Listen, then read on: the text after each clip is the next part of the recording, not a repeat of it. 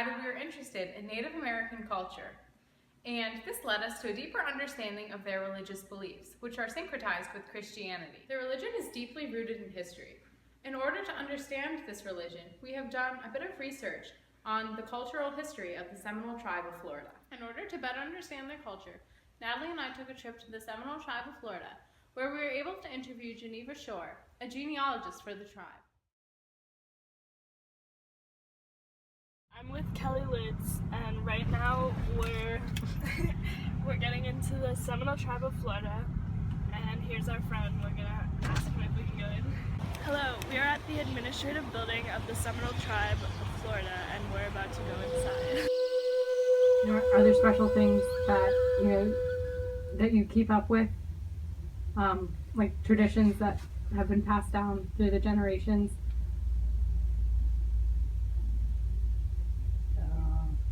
There's a lot, I guess, but since we're like going to churches and all that, it's mostly changed now. But we still have our, like I said, our dances and stuff, like in the summertime. Okay. And that's about the only thing that we kept up with. And our clothing, a lot of that is still being kept up with. So what can you tell us about that? Like most of the clothing is from designs, and a lot of ladies still make those, and then dolls, and that was started, for the tourists, I guess, to make money and all that. And they still do that. All right. In the sewing too, also. Mm-hmm. So is that the way a lot of the Seminole women, like make a living by making dolls and stuff? Yeah, that's how we survived from way back. Oh, that's very interesting.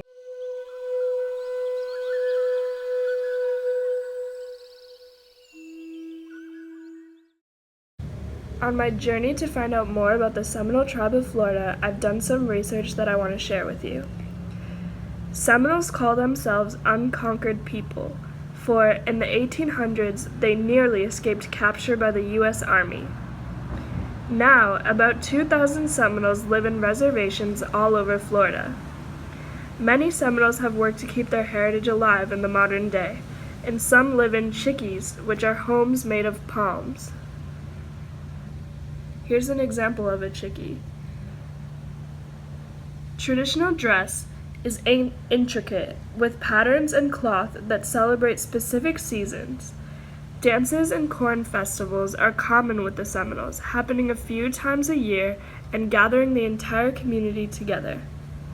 In the 1950s, Indian tribes wanted to draft their own charter. Federal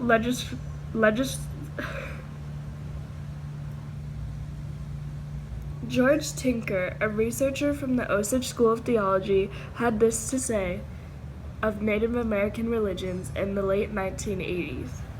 The phenomena referred to by the term Native American religions pose an interesting and complex problem of description and interpretation, one that has consistently captured the imagination of European immigrant peoples. These phenomena have been misunderstood, maligned, romanticized, and misappropriated. In almost every case, the authoritative and definitive analyses of particular Native American religious traditions have been written by non-Indians, and thus non-adherents who lacked any lifelong experiential basis for their analyses. It seems now, at the end of the 20th century, deeply held Indian traditions and beliefs have been politicized, on the one hand by academic experts, and on the other by New Age aficionados who have mistakenly seen Indian spirituality as a new trade commodity.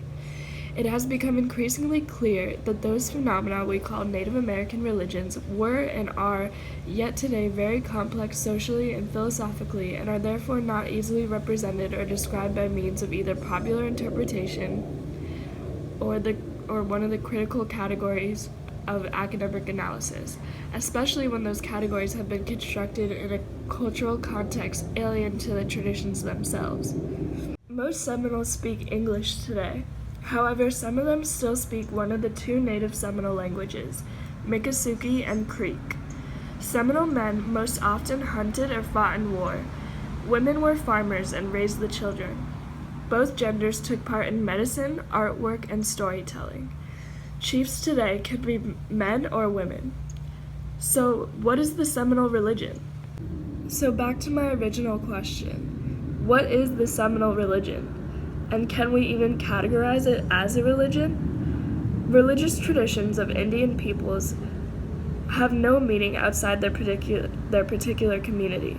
Indian people do not choose which tribal religious traditions they will practice. Rather, each of them is born into a community and its traditions. Indian traditions are fundamentally spiritual in nature and in customs.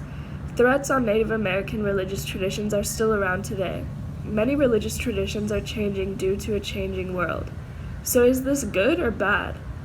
Well, pressures from the outside world affect how Native Americans conduct their ceremonies, oftentimes devaluing them.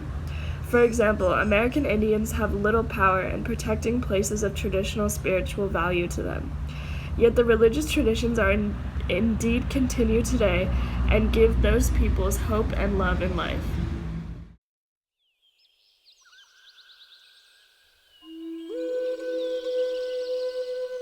Looking at the Native Americans at a historical context. All right, so at the point of European contact, the indigenous culture of Native Americans created a religious system of cosmologies. And what cosmologies are defined to be, they're defined to be creation myths. So what they did with these is that they were transmitted orally from one generation to the next. And through this oral passing, all these generations created societies for the future, therefore creating their own little world inside of their religion. Most Native peoples worship an all-powerful and an all-known creator known as the Master Spirit. So this is basically, in terms of their religion, a god. An important major key to success to remember is that this spirit can assume a variety of forms, meaning that they can find their God in anything, in the presence of anything, like a bush, a tree, the sky. They're very related to natural characteristics. Aside from that, their God is known as a master spirit, like meaning a neutral, so they can relate it to both genders. Meaning that the Native Americans sort of created their own God with what they believe to be the master spirit.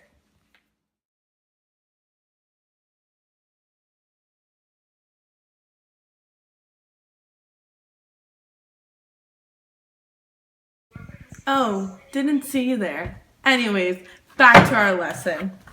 Aside from the master spirit, which is known to be all-knowing and all-powerful, we also have a bad spirit. And this spirit is one that they believe has brought out the disaster, suffering, and death into this world.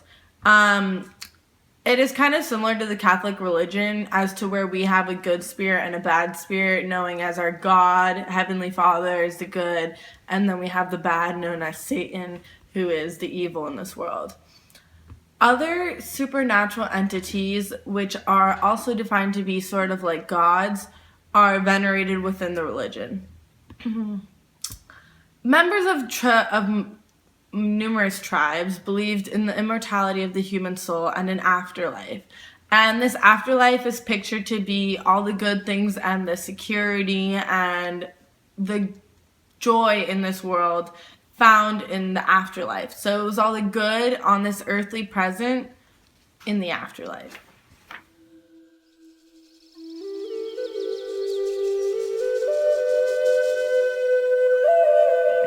The Cherokees looked to the guiding and protecting spirits of the upper world to help keep balance and harmony on the earth.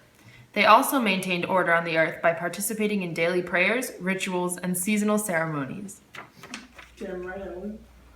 Each tribe aims at the religious observance of the supernatural in controlling the natural and social world. Native people attempt to appease these powerful spiritual entities with prayers or sacrifices of valuable items such as furs or tobaccos. The purpose of this was to ensure successful hunts.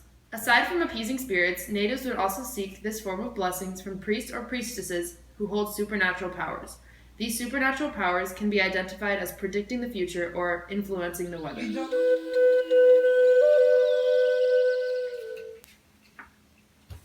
Hey. So now we're going to discuss a ritual. This ritual is called the ritual going to the water. So this takes place at new moon, and it is before special dances, after bad dreams, or during illnesses. So it takes place during a specific era or time period. It creates a sense of peace of mind and clarity within the mind, and it cleanses not only the spirit but also the body, so mentally and physically. It's performed at sunrise, and Cherokee men, women, and children face the east, step into a river, and dip under the water 7 times. So this is something that's a branch of Native Americanism, where we would see it in the Cherokee section, and basically the result is a clear mind. And we can also connect this to baptism. So basically this is their sense of baptism and renewal and revival.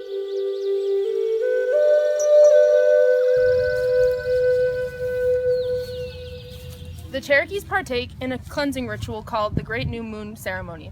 This takes place in August because this is when they believed that the earth was formed, so it's a sense of renewal and rebirth. They partake in the going to water ritual, which is when they dip the other person in the water 7 times in order to cleanse them. So we're going to show you how that works right now. At sunrise is when the going to water ritual commences, and as you can see, we are facing east in order to properly do the ritual, and I'm about to dunk this Native American into the water 7 times in order to cleanse her.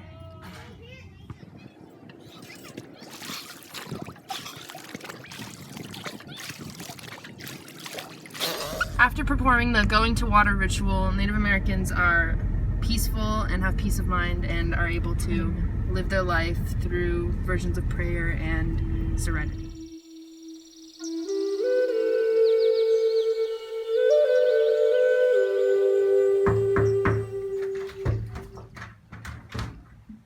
In conclusion, I hope you guys learned great lessons, but we're just going to go over a brief discussion of what Native Americanism is. So, although the Native American people do not necessarily classify themselves as a specific religion, they do act in a way where everything they do holds a spiritual meaning or a connection to a religious belief. So these beliefs can be of balance, harmony, cooperation, and respect within the community. A great key to success we must recall is their connection to nature. So they do have a great appreciation for the world, the earth, Mother Nature. So they find spiritual meaning within mountains, caves, rivers, whatever that surrounds them, and that is why they live on reservations as they are one with nature. But overall, a big significant point that we could recall this religion to be, one word to describe it, I would say peace. Peace, world peace, any type of peace, that's what they find in all that they do.